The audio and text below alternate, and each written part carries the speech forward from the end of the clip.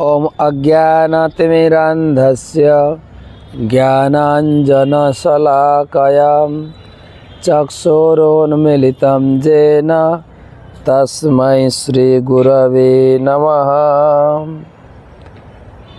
आजकेर गीतामृत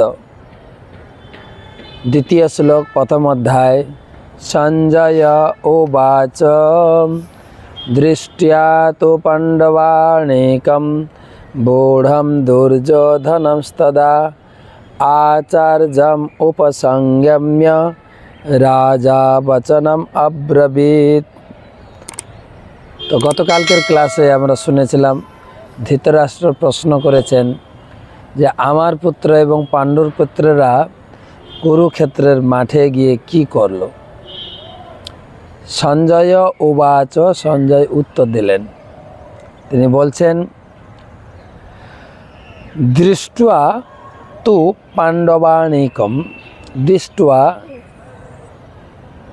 आपनार पुत्र दुर्योधन कुरुक्षेत्रेर माठे तिनि पांडवदेर सैन्य सज्जा दर्शन करे तिनि गुरुदेव द्रोणाचार्य के बोलছেন बूढ़म, बूढ़म माने सामरिक जे युद्धक्षेत्र पांडवदेर पक्षे सैन्यादि रयेछिलो तादेर दर्शन करे पांडव पक्षेर सामरिक शक्तिर वर्णना गुरुदेवेर काछे दिच्छेन।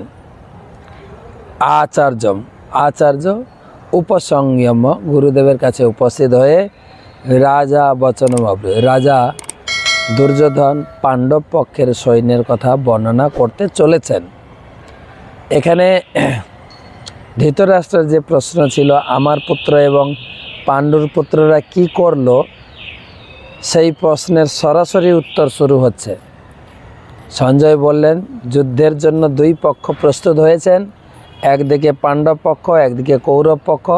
कौरव पक्षे आपनार पुत्र दुर्योधन युद्ध करार मानसे अपर पक्षेर शक्तिर तुलना करे गुरुदेवेर काछे पांडवदेर शक्तिर तुलना बा सामरिक संगठन वर्णना करते चलेছেন। एखाने एकटा कथा आछे राजा वचन अब्रवीत, राजा बोले सम्बोधन करेছেন दुर्योधनके। दुर्योधन किन्तु राजा छिलेन ना।